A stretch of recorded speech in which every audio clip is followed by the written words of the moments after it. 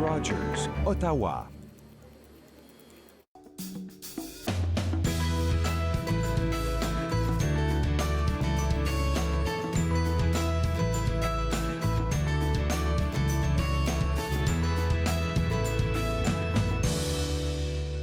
Bonjour et bienvenue entre nous exclusivement sur les ondes de TV Rogers. Je suis Claude-Andrea Bonny et je me ferai un réel plaisir de passer la prochaine heure avec vous. Aujourd'hui à l'émission, on va rencontrer Monsieur Michel Rochon de la chorale Plein Chant. Il va vous inviter à leur prochain spectacle bénéfice, mais avec lui, on va discuter de cette chorale-là et de quelle vision qu'il a pour cette chorale. Cette magnifique chorale, je devrais dire, parce qu'elle est extraordinaire. Restez avec moi, on va la découvrir en cours d'émission. On va aussi parler avec Valérie Bourque de l'ACFO. Vous savez, ça fait un bout de temps qu'elle vient ici nous parler des muralités, de tout ce qui va se faire au cœur de chez nous. Mais aujourd'hui, elle est venue, mais elle n'est pas venue comme bras ballants. Elle est venue nous montrer des preuves de ce qu'ils ont fait ici. Donc, on a plein de photos à vous présenter, des coins que vous pourrez aller visiter. Peut-être ce week-end, s'il fait beau. Fait que restez avec moi parce qu'on va découvrir qu'est-ce qui a été fait de beau ici au cœur de chez nous. On va aussi parler de l'exposition consacrée au 75e anniversaire du jour J et de son importance pour le Canada avec une représentante du Musée canadien de la guerre. On va parler de tout ce qui a rapport avec cette célébration assez, on va dire, mémorable pour le Canada. Et on va aussi on va aussi rencontrer deux représentants du CEPO. Avec eux, on va parler du bien-être et de la sécurité des élèves au sein de leurs écoles, mais aussi du Bureau de l'éducation internationale. Tout ça, aujourd'hui, entre nous, donc restez connectés. Avant que tout ça ne commence, bien évidemment, j'ai quelques informations à vous partager. Je vais commencer avec le musée de la nature, donc nature.ca, www.nature.ca. C'est le site web que vous devez visiter pour avoir plus d'informations sur ce que je vais vous donner. Je commence avec l'exposition Ptérosaures, volée à l'ère des dinosaures. C'est vraiment pas vraiment des dinosaures que vous allez voir, mais c'est des reptiles volants qui ont vécu à l'ère des dinosaures, qui ont un peu la ressemblance d'un dinosaure. Là, j'en ai vu quelques-uns, pas personnellement, mais j'ai vu des images. J'ai vu quelques images parce qu'une représentante est venue donner des informations sur cette exposition. Fait que si vous cherchez quoi faire pour le week-end, voici une exposition que vous pourrez aller visiter. Elle s'étend jusqu'au 2 septembre, donc on a un bout de 3 à 4 mois. Fait que vous pouvez prévoir tout ça et aller visiter cette exposition-là. Papillons en vol. Normalement, ça se termine aux alentours de fin avril, mai, mais cette fois, ils ont essayé d'étendre ça jusqu'à octobre. Fait que si vous n'avez pas eu l'occasion d'aller voir les papillons au Musée de la Nature, c'est le moment de partir visiter ces jolis papillons remplis de couleurs. Donc, l'exposition s'étend jusqu'au 14 octobre 2019. Pour plus de renseignements, www.nature.ca et puis vous allez aller voir ces papillons ou même les reptiles volants de l'exposition Ptérosaures. Il y a quelque chose qui est super intéressant au Musée de la Nature. J'ai vu ça passer rapidement et je me suis dit pourquoi ne pas en parler, parce que quand c'est la fête des mères, là, je pense qu'un peu partout on en parle. Mais quand c'est la fête des pères, c'est un peu comme ça passe en sourdine quelque peu là. Et le Musée de la Nature offre l'occasion de célébrer des pères. Alors si vous voulez faire plaisir à papa qui est le big boss, là, on va dire, quelque part à la maison. Hein? Donc, si vous voulez lui faire plaisir, n'oubliez pas que au Musée de la Nature, le 16 juin, ils organisent un brunch pour les papas. Ben, quand je dis pour les papas, tout le monde est invité, donc toute la famille est invitée. Vous aurez l'occasion de voir des galeries fascinantes, forcément. Vous allez avoir l'occasion de voir des expositions qui sont encore en cours. Mais aussi, comme je parlais de brunch, je vous donne un peu qu'est-ce qu'il y aura au menu. Il y aura un bar à petit déjeuner traditionnel, donc vous pouvez imaginer tout ce qu'il y aura. Je ne vais pas vous le dire parce que je commence à avoir faim déjà, et il y aura vraiment de la charcuterie, du fromage, et pour les plats principaux, il y aura de la cuisine végétalienne pour ceux qui sont plus de ce côté-là. Fait qu'ils ont vraiment pensé à tout avec des desserts comme hors pair. Pour avoir plus de détails, www.nature.ca. Si vous ne savez pas quoi offrir à papa, c'est une belle sortie à faire en famille pour passer du temps ensemble. Je vais vous parler maintenant du musée Histoire, donc www.museedelhistoire.ca, qui vous offre l'occasion de découvrir l'homme de Néandertal. Cet homme-là, quand on parle de lui, on pense souvent aux cavernes, mais c'est pas juste ça. Cet homme-là, on a une certaine filiation quelque part avec cet homme parce qu'il faisait des affaires que jusqu'à date aujourd'hui, on continue de faire. Donc, cette exposition vous permet de vous familiariser quelque peu avec l'homme de Néandertal qui n'est pas si loin de nous, de notre espèce. Fait que si vous voulez aussi faire une petite sortie ce week-end, pourquoi pas ne pas aller voir cette exposition-là. Donc, www.museedelhistoire.ca pour voir l'homme de Néandertal qui s'étend, je pense, jusqu'à septembre, si je ne me trompe pas. Mais si vous allez sur le site web, vous pourrez avoir plus d'informations. www.premiermot.ca. Je vous donne ce site web-là. Pourquoi? C'est surtout pour ces derniers temps, je ne sais pas pourquoi, si c'est moi, mais je rencontre beaucoup de femmes enceintes. Beaucoup de femmes enceintes ou bien beaucoup de nouvelles mamans avec de nouveaux bébés qui sont en train de capoter. Donc, pour un bon suivi pour vos bébés, on a l'habitude de recevoir ici sur le plateau une orthophoniste qui nous parle de bilan de communication, de plein d'affaires avec le développement des tout-petits, donc des enfants de 0 à 5 ans.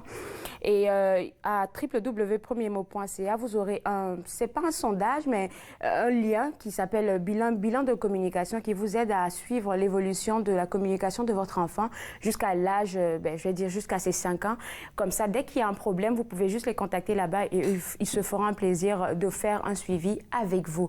Ça, c'était pour les informations d'aujourd'hui. On revient à l'émission et comme je vous disais tantôt, on va parler de plein de choses. On va parler avec le représentant de la chorale Plein Chant. On va parler d'un gala, d'un chant ou d'un concert qui s'en vient pour le 8 juin. C'est pas tellement loin. On va avoir plus d'informations.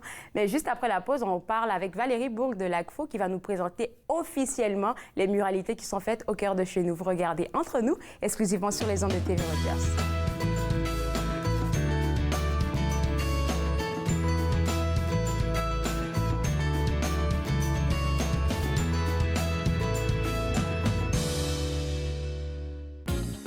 Cette semaine, à Nathan parle, on explore la santé des yeux des enfants et des adultes avec Lynn Duchesne, un nouveau décor chez Sport Passion et un code vestimentaire avec Sophie.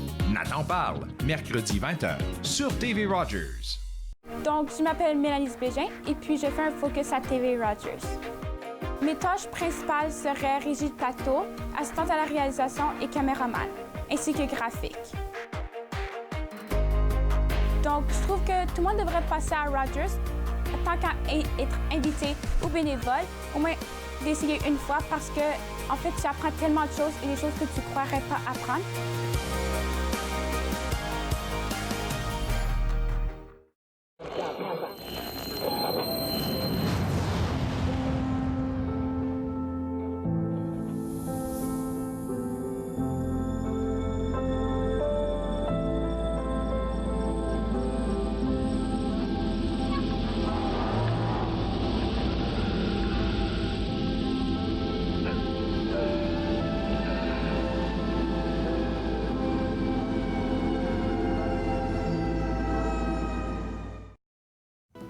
Bonjour, cette semaine à l'émission Émergence, je reçois Anna Lemire qui a passé plusieurs années à l'Arche de Jean Vanier et qui est aussi prof de yoga.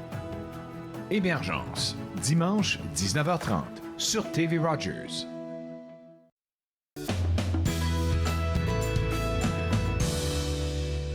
De retour à Entre nous, exclusivement sur les ondes de TV Rogers. Comme je vous disais tantôt, on aura en exclusivité les images des différentes muralités qui ont commencé à être faites. C'est pas toutes qu'on a aujourd'hui, hein? Pas toutes les images. Non, c'est ça, parce qu'il y en a une couple qui ont commencé hier. OK. 2 qui ont commencé hier, une qui n'est pas encore commencée. OK. La plupart ont été faites la semaine passée aussi. Fait qu'aujourd'hui, on a des images. Je suis vraiment excitée de vous les montrer. Mais en tout, on a 7 murales qui vont être faites quand tout ça va être terminé. On va travailler avec 8 artistes parce qu'il y a certaines murales qui... pas certaines, excuse-moi, une murale qui a 2 artistes. OK. Puis, comme je disais, ils sont presque tous terminés. Il y avait aussi l'année passée, on a eu la phase 1, là, si certaines personnes qui nous écoutent se souviennent de ça. Pardon, de ça. Mais là, c'est ça, on a eu la chance d'être financé pour avoir la phase 2, fait que c'est ça qui se passe en ce moment. Pour ce qui est de la première, en fait, aujourd'hui, je vais juste vous parler un peu des artistes, on va voir des photos. Oui, il y en a 8, t'as dit tantôt. Exactement, on va parler un peu de ça, puis je vais vous montrer des images là, de certaines... De certaines murales qui ont déjà terminé. Exactement. Il y en a certaines qui sont à l'intérieur, certaines qui sont à l'extérieur. Un peu là, comme on parlait justement que ça commence, comment ça fonctionne aussi quand ça vient au mural. S'ils sont à l'intérieur, c'est quand même assez flexible. Il faut juste voir avec les propriétaires de l'édifice. Oui. Exactement.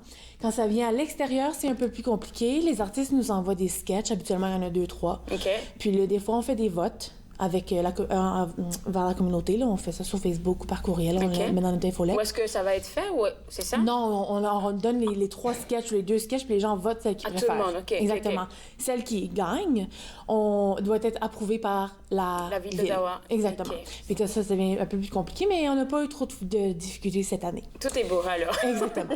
Donc, pour ce qui est de la première murale, elle a été faite, ça fait vraiment longtemps. Celle-là, vu que ça a été fait à l'intérieur, l'artiste n'était pas disponible pendant ce temps-ci. Donc, comme on peut voir à l'écran, c'est Jamie Jenks. Ça a été fait au Centre d'excellence artistique. Donc, je pense que ça fait partie de l'école secondaire de la Salle. Puis celle-là est à l'intérieur. Donc, c'est vraiment concentré sur la couleur. C'est des jeunes Les jeunes ont aidé. Oui, hein? Là, on voit le produit final.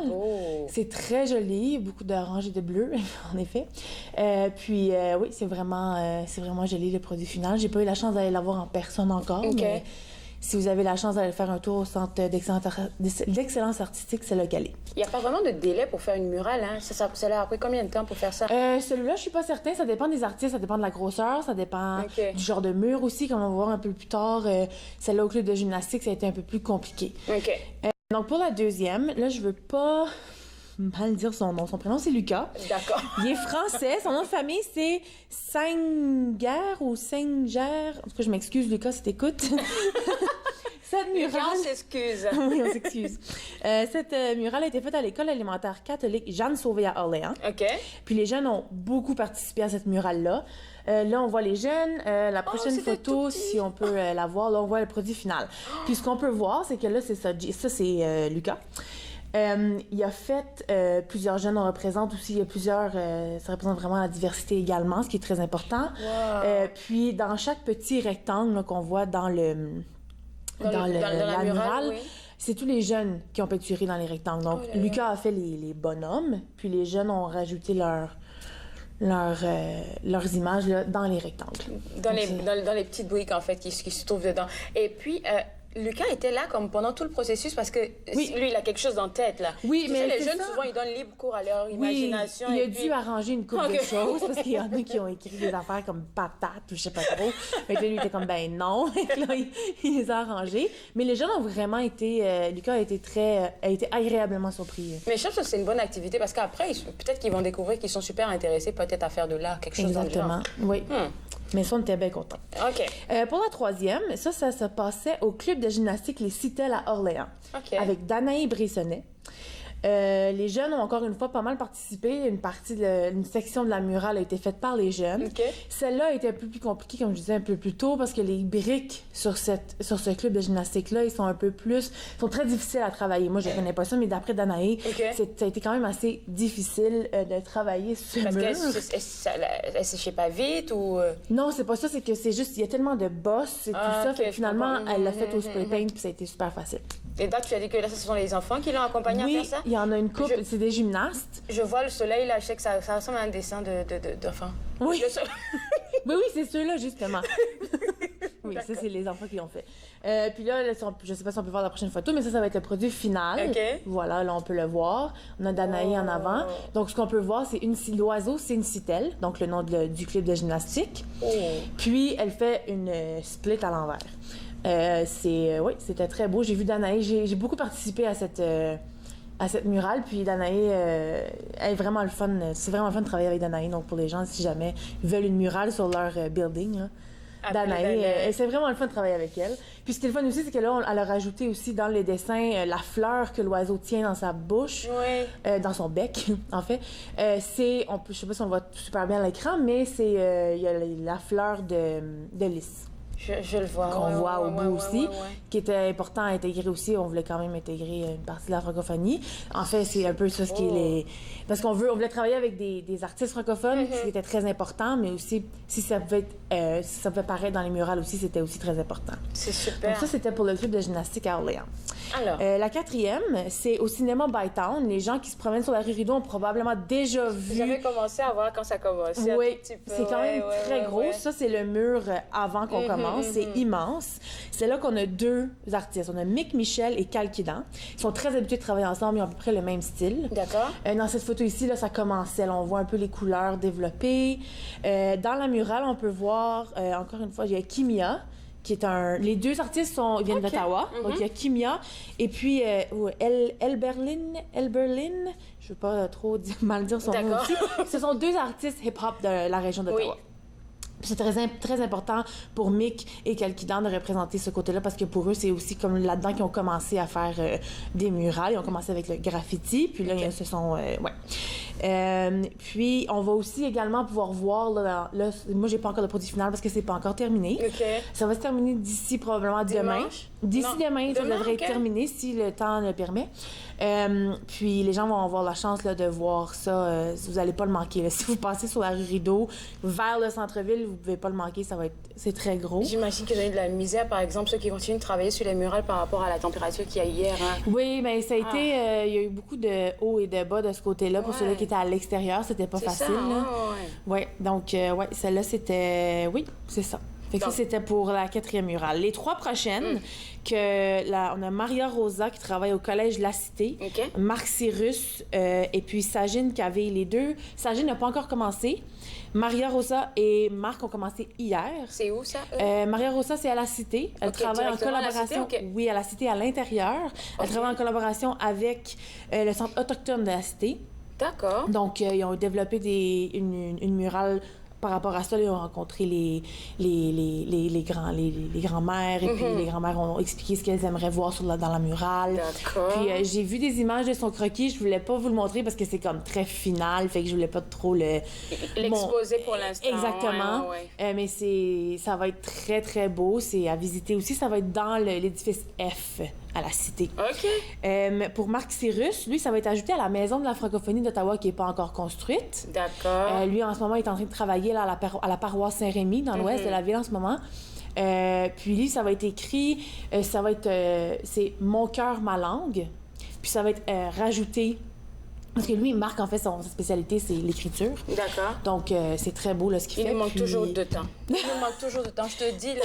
Là, on a bientôt terminé. On a bientôt terminé déjà. Oui. Mais en tout cas, oui, c'est ça. Lui, c'est presque terminé. Sa gêne n'est pas encore commencée. Puis ça va être à la maison Marie-Louise. D'accord. Merci beaucoup, Valérie. Et puis, si vous voulez plus d'informations, vous à la maison, soit le Facebook de l'ACFO, où il y a plein d'actualisations, d'infos tout le temps, au www.acfoottawa.ca. Et puis, vous allez avoir accès à où voir ces murales-là. Après la pause, on va parler d'un événement qui s'en vient au Musée canadien de la guerre, super important pour l'histoire du Canada. Vous regardez Entre nous sur les ondes de TV Rogers.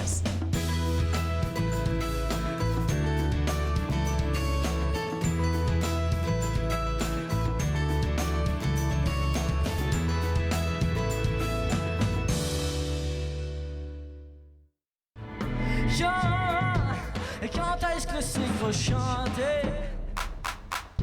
Et dans combien de murs de suite on va se planter? Et c'est le désert au parterre. La grosse femme s'époumonne et refuse de se taire. Vents illusoires.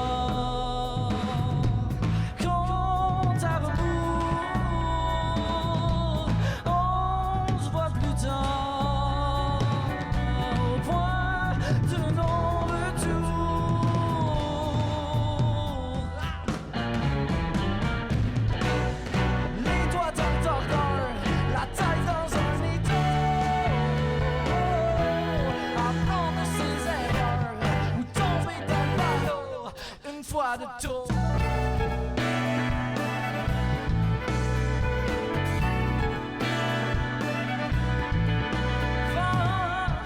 Vent du rêve, pas de la déprime. En gros plan ralenti, comme dans les tu peux faire ton cinéma.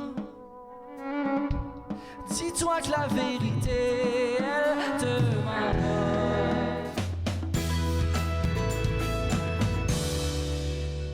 De retour à Entre nous, exclusivement sur les ondes de TV Rogers.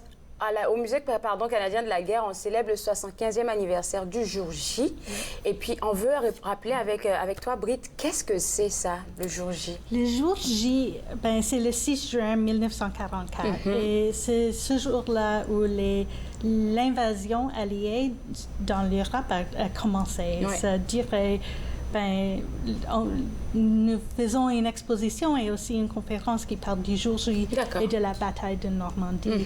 Et ça durait entre le 6 juin et le 21 août en 1944. En 1944. Ouais. Et puis, ça, c'est une exposition, on a dit, mais accompagnée de conférences parce que des personnes vont donner leur opinion sur ce qu'on va voir. C'est ça. Et puis, c'est quelque chose que tout le monde célèbre. Tantôt au Canada, on va bientôt le célébrer grandement. Exactement. Alors, ce jeudi, c'est le 6 juin. Oui. Alors, c'est le 75e anniversaire. Et le musée offre une conférence, c'est avec nos historiens. C'est Jeff Noakes et Tim Cook. La conférence est en anglais, mais il y a l'interprétation simultanée en français. C'est bon. Et ce matin, quand j'ai regardé, il n'y avait que 22 billets qui nous restaient. Alors, si on veut aller, je vous encourage d'acheter les billets bientôt. Oui, alors, et c'est ça, les historiens vont parler de l'histoire du jour J et de la bataille de Normandie, mais aussi de sa place dans la mémoire aujourd'hui au Canada. Alors, quels sont vraiment les points clés qui seront énumérés? Vraiment, c'est le jour J et l'invasion qui a suivi, c'était l'opération militaire le plus complexe dans l'histoire humaine. Alors, c'était énorme. On peut... J'ai apporté des photos. Pour nous donner un petit avant-goût. D'accord. On le prend. Alors, les premières photos ici, on peut voir, c'est l'armade alliée. Et il y avait 6900 navires de guerre qui ont passé entre l'Angleterre et la France le jour J.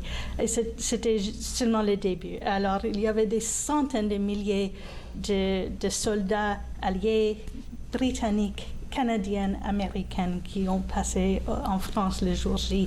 Ils sont débarqués sur les plages. Et la prochaine photo, si on peut regarder... J'attends un instant. On attend la prochaine photo. Ça, c'est les Canadiens sur la plage Juno Beach. C'est là où la 3e division d'infanterie canadienne a débarqué. C'est là qu'ils ont débarqué. Hein? Oui. Puis c'était combien? Moi, je ne sais pas les nombres. Je sais que les historiens peuvent les dire si vous allez à la conférence. D'accord. Donc, on doit aller à la conférence pour savoir. C'est ça. Ou voir l'exposition. D'accord. Et puis, alors, c'est ça. Ils ont débarqué ce jour et puis il y avait un mois de combat pour aller à la ville de Caen. Et ça, c'est la prochaine photo. On peut voir... D'accord. Oh non! La destruction de la guerre. Alors, je le trouve vraiment important qu'on ne cache pas ces aspects de la guerre. C'est, les civiliens français habitaient dans cette ville. Et c'était juste bombardé comme ça. Complètement détruit. C'était un mois complet de combat entre les Canadiens, les Alliés et les Allemands pour la ville. Et puis, si on passe à la prochaine, un autre aspect de la guerre, c'est les blessés. Il y avait des milliers de blessés. Oui, avec des bombes qui sautaient un peu partout. C'est ça. Et j'aime aussi cette photo parce qu'on voit qu'il y avait des femmes sur le canadiennes, front. Que les infirmières militaires travaillaient en France, étaient là. Ils étaient en danger même que les hommes. Alors, je trouve que c'est un aspect de la guerre qu'il faut vraiment C'est vrai que quand on pense à la guerre, là, c'est juste des hommes au combat. C'est ça. Mais c'était pas juste des hommes, il y avait des infirmières, des gens qui prenaient soin d'eux. Hein. Exactement. Alors, c'est ça. Et puis, la dernière photo. Oui. J'aimerais... Alors, ce qu'on a fait pour l'exposition, on donne un type de chronologie. De chronologie, oui.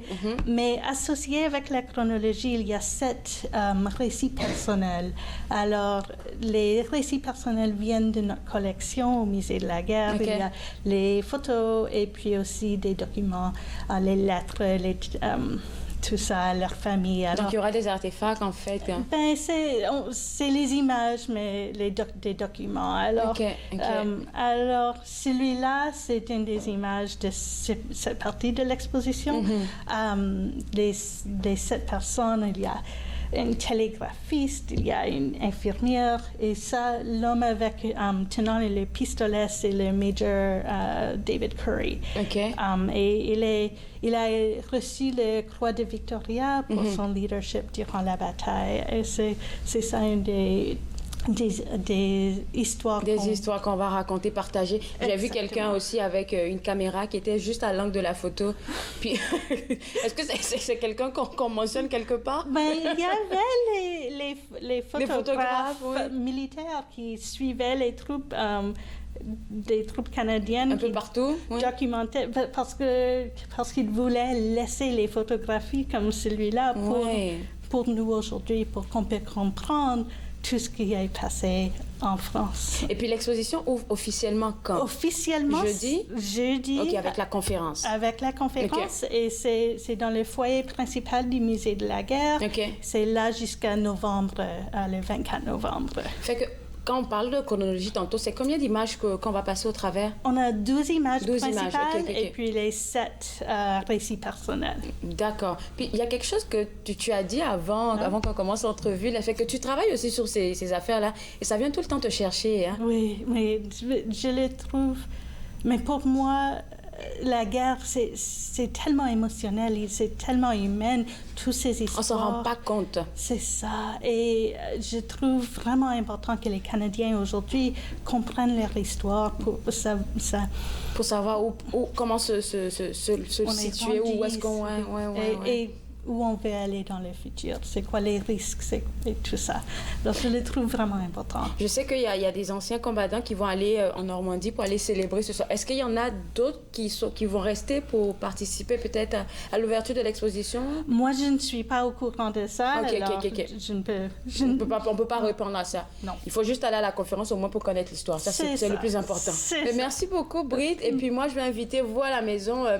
si vous avez envie de connaître un peu cette histoire, à la www.museedelaguerre.ca pour prendre vos tickets. Il en reste juste 22. Dépêchez-vous au site web et puis allez les visiter ce jeudi-là. Après la pause, on va parler de musique avec un représentant de la chorale Planchant.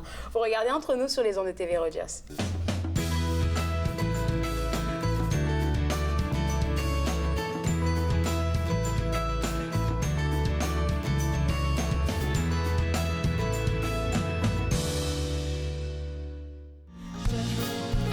Rester accroché à ce qui ne m'appartient pas, ce qui n'existe pas. J'ai fini par m'habituer à me faire du mal et trouver ça normal. Et trouver ça normal.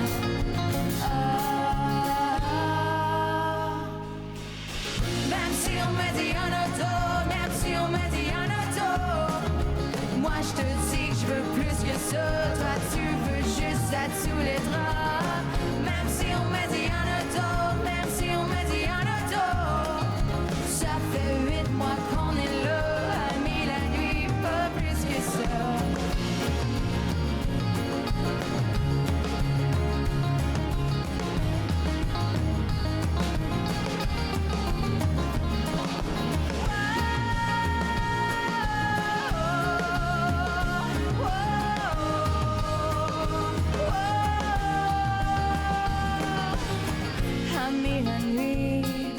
Plus que ça.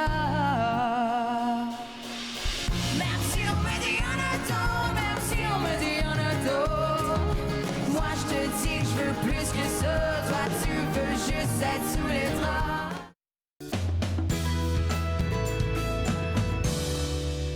De retour à Entre nous, exclusivement sur les ondes de TV Rogers. Je suis maintenant avec le grand boss ou le directeur de la chorale Planchant, c'est mieux.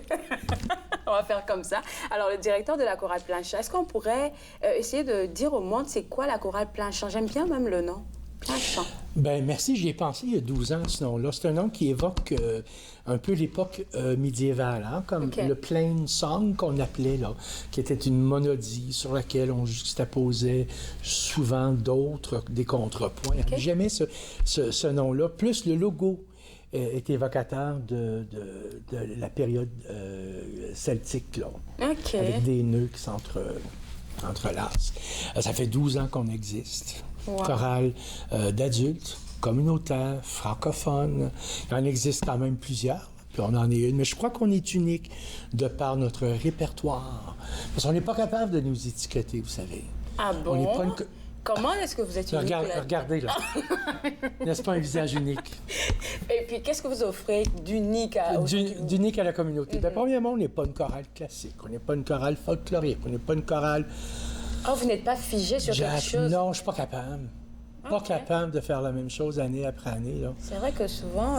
moi, je suis comme ça. Faut que je change. Okay. Donc, on fait de tout. Du classique au rock, de la mélodie française à la chanson française, du gospel, du Broadway, du jazz. On a fait du grégorien, on a fait toutes sortes d'affaires. Wow. Et puis le spectacle qui s'en vient va refléter ça encore une fois. S'il y a quelque chose que l'auditoire dit après le spectacle, à part de comment je suis merveilleux... Oui. C'est pas drôle, ça. C'est la variété. Il y a toujours quelque chose pour quelqu'un. Mm-hmm. Puis tous les styles que vous avez mentionnés, vous travaillez avec une équipe d'adultes, vous avez dit, mais ce sont des amateurs. Ce sont des amateurs, bien que la majorité de nos musiciens sont professionnels. Avec formation, là, et puis ils travaillent dans le métier. Puis, donc, eux autres arrivent à toute fin. Ce qui est le fun de professionnels, contrairement aux amateurs, là, le travail, c'est ce qui est important, mais les professionnels, naturellement, ils arrivent, puis ils regardent la partition sur le coup, puis ils la jouent, puis alors c'est fait. Et puis, les rythmes qui nous attendent pour ce 8 juin, quels sont ces rythmes-là? Une de mes métriques, on appelle ça une métrique en musique, c'est le 3-4. Êtes-vous musicienne? Non, du tout. J'ai une voix de casserole en plus. Hein. Dommage, j'allais dire. Est-ce que vous chantez? Ben oui, sous la douche, à la maison, mais pas en public. Alors, notre rencontre va se terminer ici. Oh mon Dieu, pourquoi? Vous auriez pu venir chanter pour moi. Je pourrais essayer quand même. Vous pourriez essayer.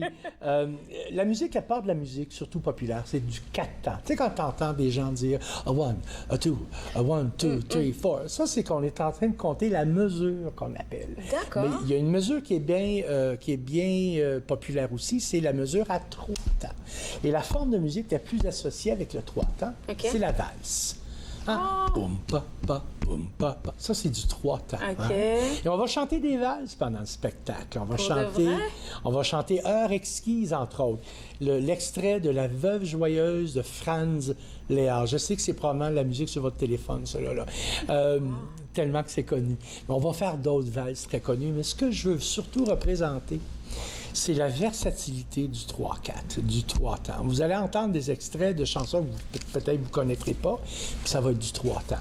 Et vous allez entendre des chansons que vous connaissez, que vous allez vous dire, ben oui, mais ça ne ressemble pas à une valse, ça, là. Ça n'a pas le même feeling de pa, pa, mais c'est quand même du 3 temps. Donc, on va avoir 4 volets. Le premier, c'est la chanson française. OK.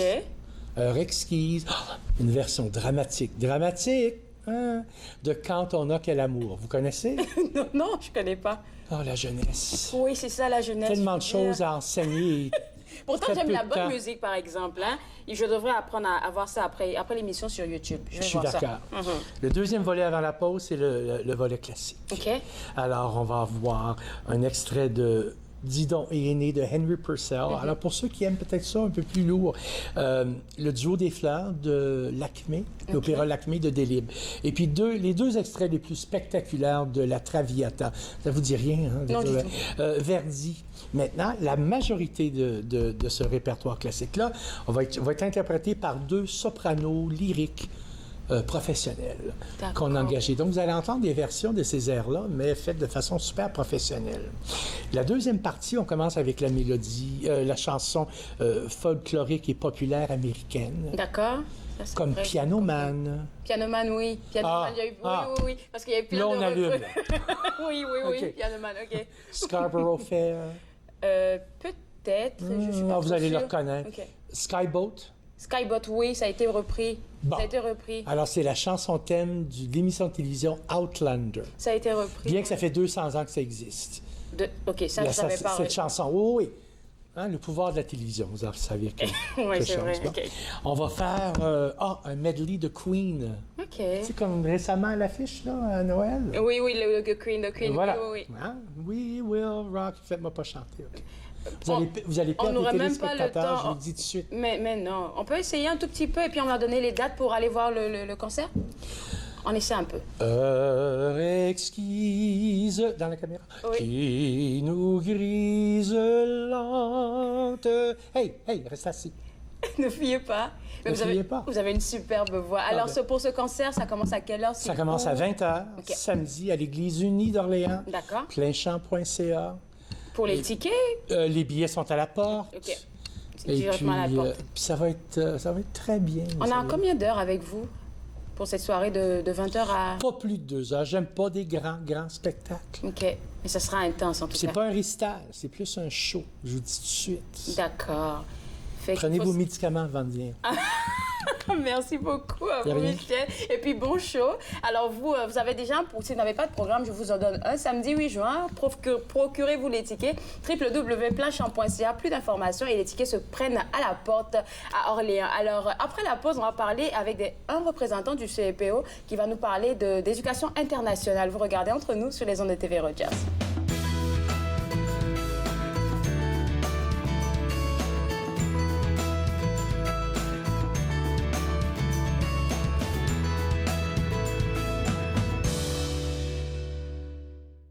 Un soir de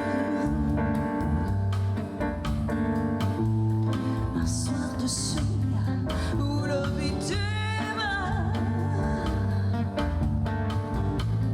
reprend la nuit, une rengaine s'installe, moi je l'entends, c'est elle qui s'agite dans mon sang. Y'a mes potes du coin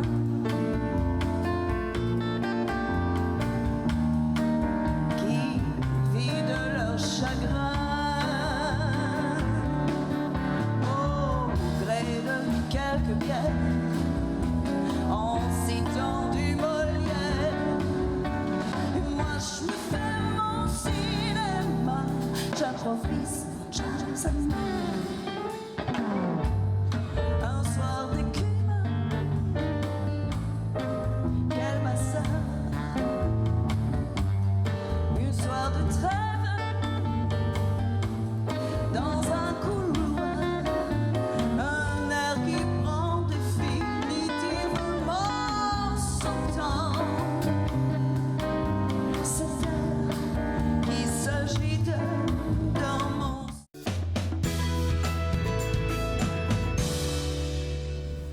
De retour à Entre nous, exclusivement sur les ondes de TV Rogers. Je suis maintenant avec Dominique Veilleuse du CEPO. Et puis avec vous, on va parler d'éducation internationale.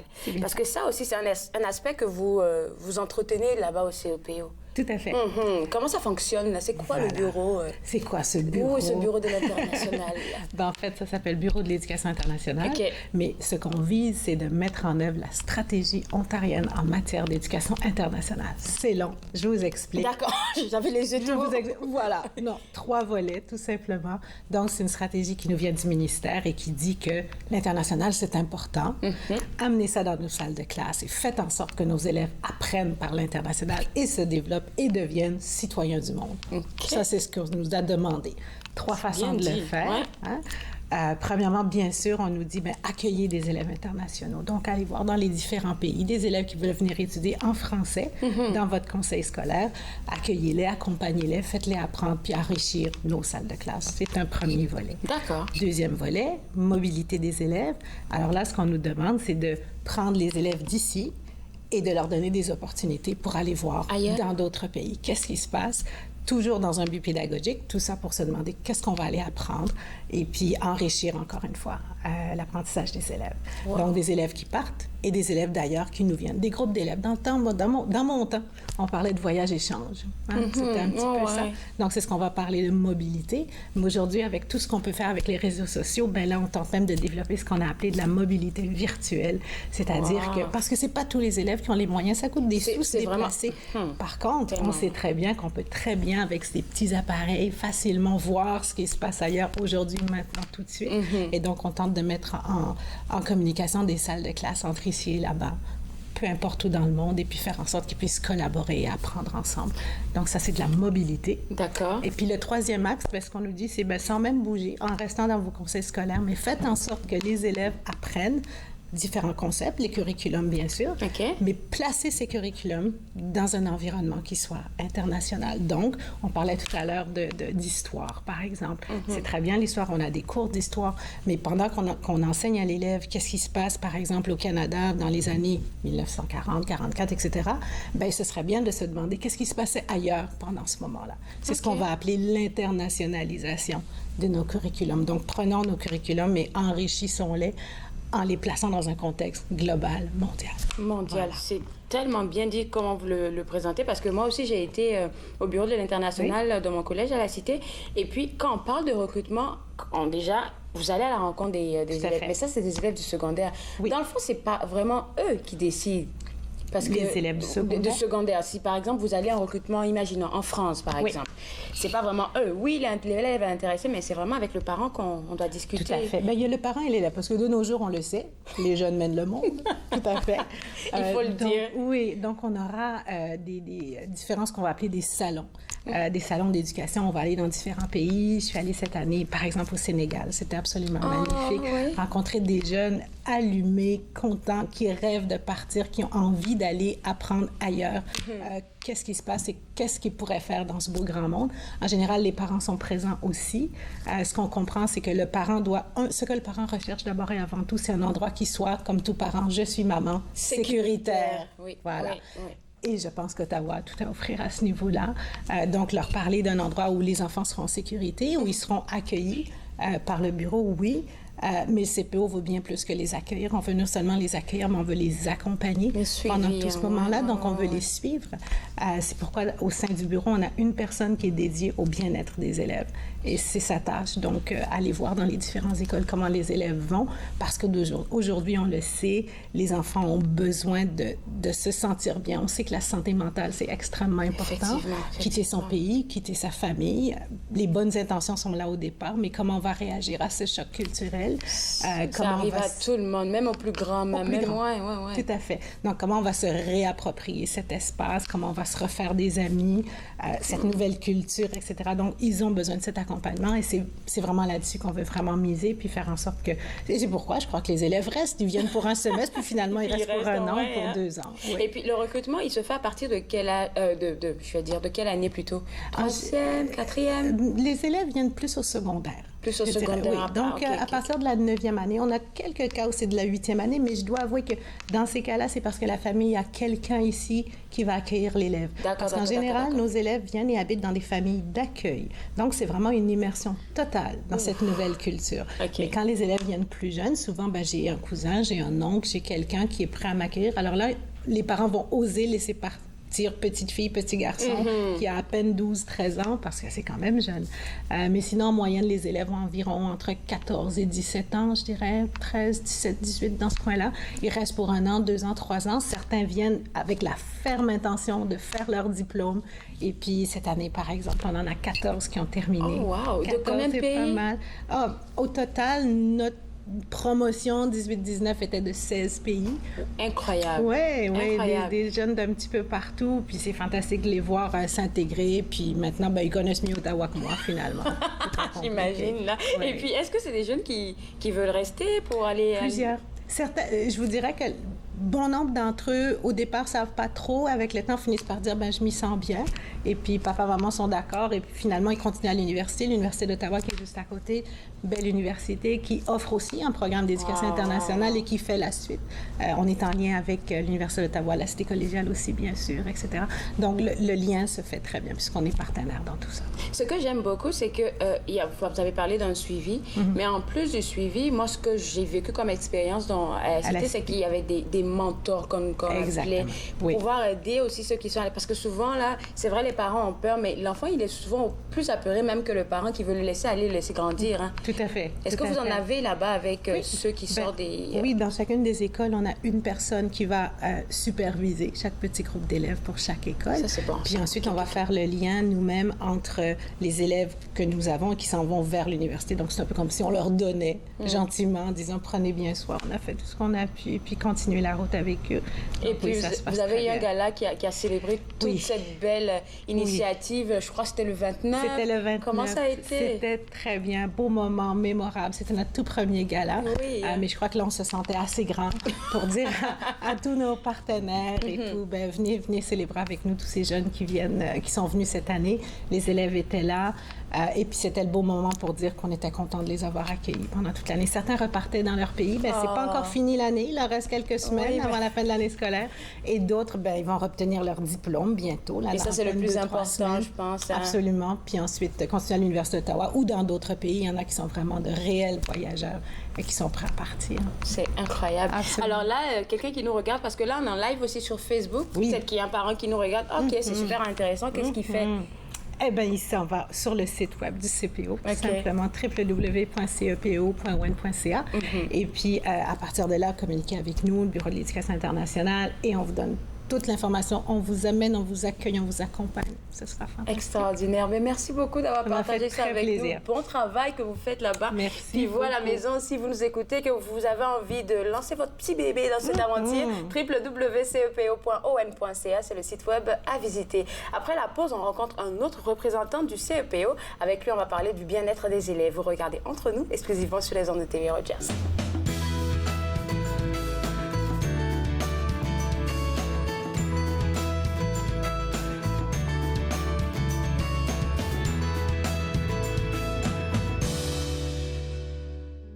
Si seulement tu savais comment je t'en voudrais aussi.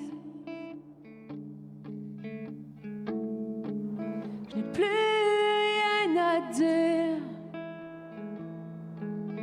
J'ai fait mes conneries.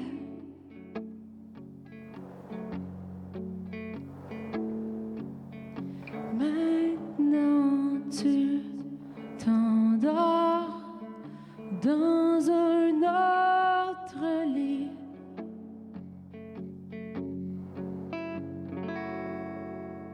Tu ne voulais que mon bonheur.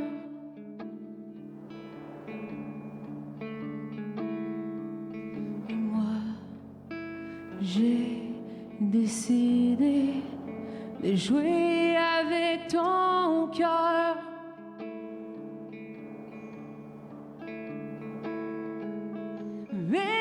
Égoïste, je n'ai pas pensé aux conséquences.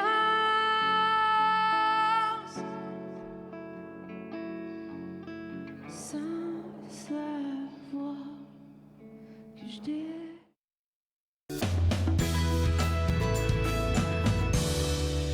De retour Entre nous, exclusivement sur les ondes de TV Rogers, toujours avec avec le CEPO, mais un autre représentant qui va nous parler des certifications École saine du CEPO. Alors, Stéphane, qu'est-ce que c'est? La certification des écoles saines, dans le fond, c'est un processus qui se fait en 5 étapes, qui donne l'opportunité aux écoles de se certifier comme étant une école saine, qui est un peu le synonyme d'une école en santé. Quand on parle d'école en santé, à quoi vous faites allusion dans le fond? Bien, dans le fond, il y a 6 grands sujets liés à la santé.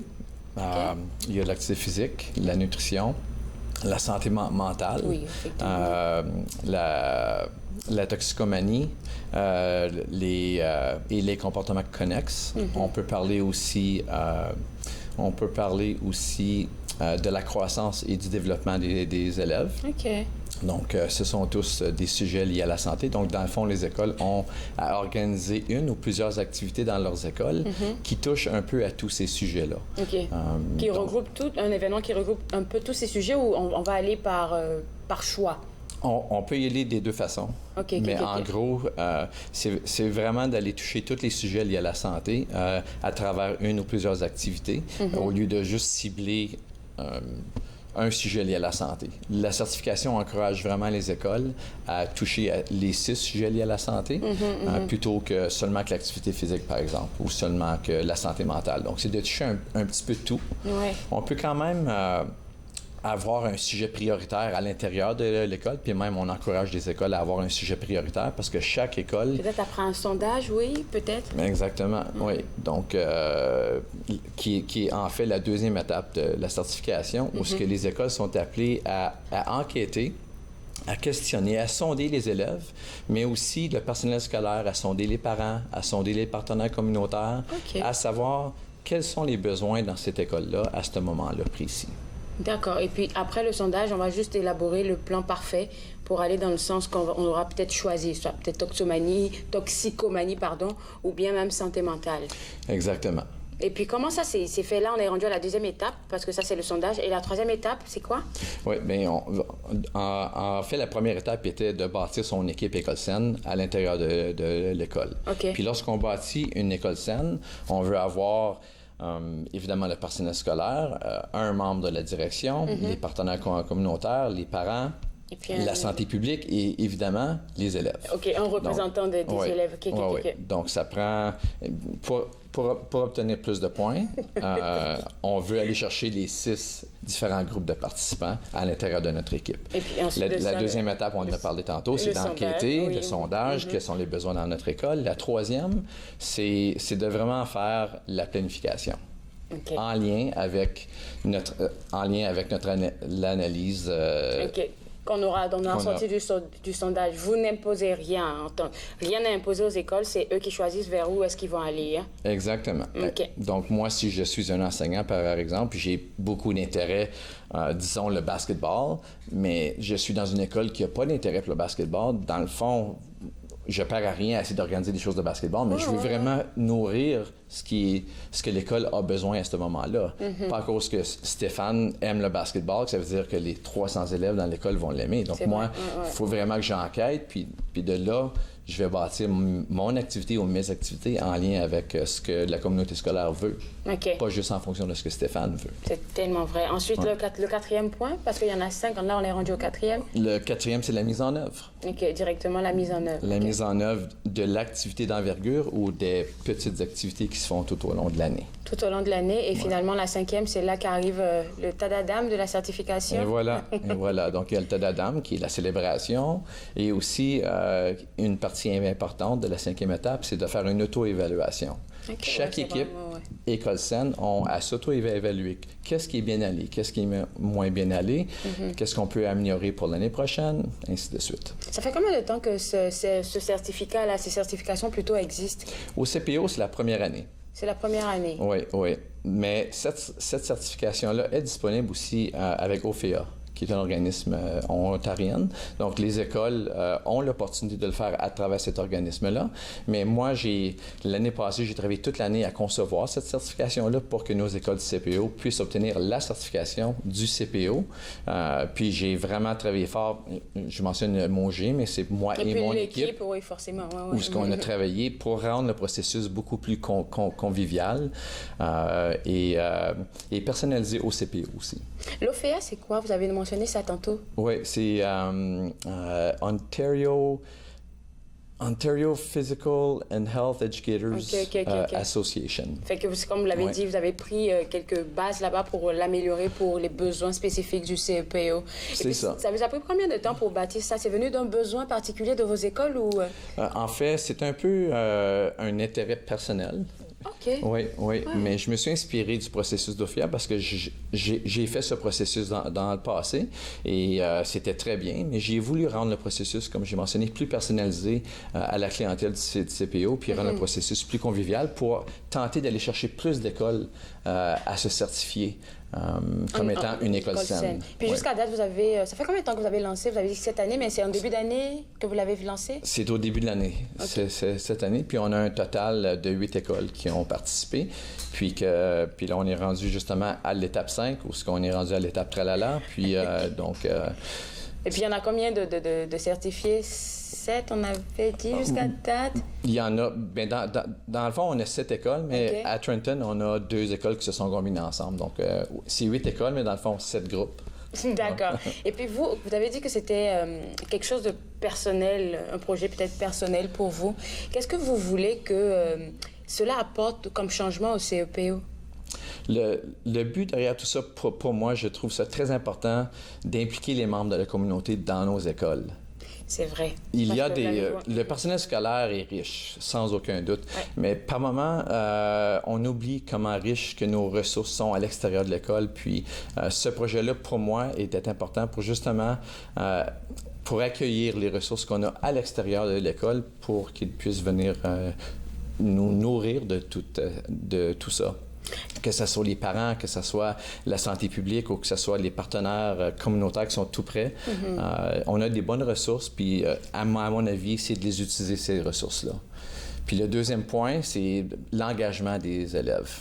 C'est très important. Pour moi, les élèves apprennent beaucoup plus lorsqu'ils sont engagés. Ici, on parle du bien-être des élèves, des sujets liés à la santé, mais dans le fond, on pourrait appliquer ça dans plusieurs autres domaines également. Puis pour moi, l'engagement des élèves, c'est clé, c'est là où l'apprentissage se fait le mieux. Puis ce projet-là encourage l'engagement des élèves et leur leadership. Extraordinaire. Où est-ce qu'on peut avoir des renseignements sur ça? Sur le site web du CPO. Il faut vraiment soutenir ce projet. Facile à trouver parce que je sais qu'il y a plusieurs onglets. Est-ce que c'est facile à trouver? Absolument. Oui. OK, d'accord. Donc École Sen, allez sur le site du CPO, tapez École Sen, puis à ce moment-là, il y aura toutes sortes de belles informations. J'espère vous revoir encore pour parler de l'avancée de ce projet parce que je sais qu'il va porter beaucoup, beaucoup de fruits. Je vous remercie d'être passé ici. Alors, vous à la maison, n'oubliez pas que pour vous certifier en tant qu'école, pour avoir la certification École Sen, www.cepo.on.ca. Vous allez juste avoir l'onglet École Sen et puis avoir accès à ce merveilleux programme-là. On revient juste après la pause. Vous regardez Entre nous sur les ondes de TV Rogers.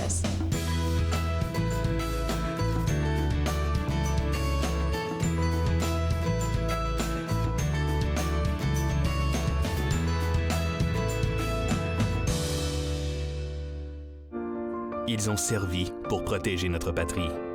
Plusieurs sont maintenant sans abri. Ils se sont battus pour défendre notre mode de vie. Plusieurs font maintenant face à des luttes bien personnelles. Ils ont répondu à l'appel de notre pays. À notre tour de leur rendre hommage en étant au service de nos collectivités. Aidez-nous à aider les vétérans. Devenez membre de la Légion dès aujourd'hui. Je vais mettre les arbres qui est un jaune brun. Le peintre des 4 saisons, samedi 13h30 sur TV Rogers. Je m'appelle Nathan. J'aime vraiment ça faire du vélo. J'adore aller vite. C'est fun. Quand il fait chaud, j'aime jouer dans les jets d'eau pour m'arroser.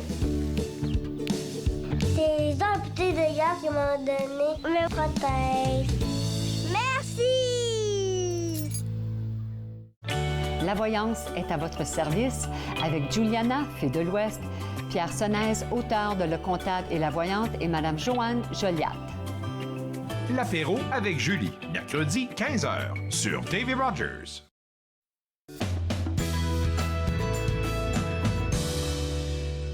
De retour à Entre nous, exclusivement sur les ondes de TV Rogers. Le 6 juin, ici au Canada, on va commémorer le 75e anniversaire du jour J. Et tout ça va se faire au Musée canadien de la guerre parce qu'il y a une exposition qui s'en vient à ce propos. Donc, si vous voulez participer, il y aura une conférence même le même 6 juin en soirée avec des historiens qui vont partager des histoires et vous partager aussi des images poignantes, dont www.museedelaguerre.ca. C'est le site web à visiter parce qu'on a appris aujourd'hui à l'émission avec leur représentante qu'il en reste que 22 tickets. Fait que allez rapidement au site web là et procurez-vous ces tickets-là. Demain à l'émission, on va parler avec l'organisme CODA qui s'engage contre l'abus envers les personnes ayant un handicap. Ils fêtent le 10e anniversaire. Et à ce sujet, on va parler avec eux de l'événement qui s'en vient pour célébrer ce 10e anniversaire-là. Aussi, demain, on va parler avec Nathalie Coutou de la boutique Autochtone Kewa. On parle toujours de culture autochtone avec elle, oui, mais en plus, elle va nous apporter des produits de sa nouvelle collection qu'elle va nous montrer un tout petit peu. Et puis, on va parler aussi de la programmation estivale de la CCN, de la capitale de la Commission nationale. Je me suis fait le plaisir de passer 7 heures avec vous. Je vous vois demain à l'émission. Restez connectés. Au revoir.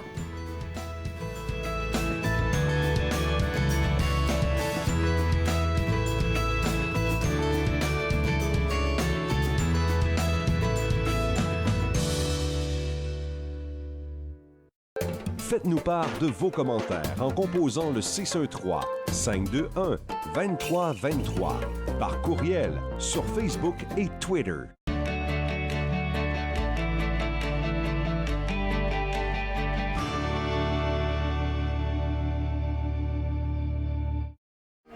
Moi, je m'appelle Alexandre Belki et je travaille comme bénévole. Et moi, je préfère faire le CG, autre des caméras ou des autres affaires.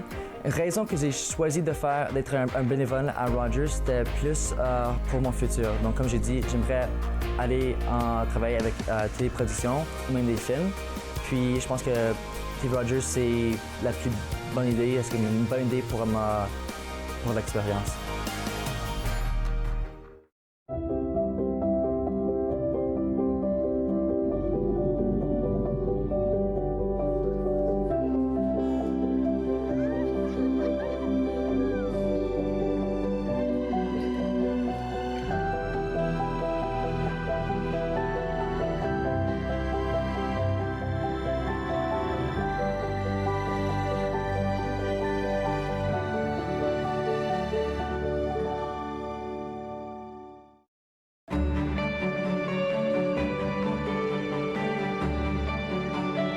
Vous regardez TV Rogers, Ottawa.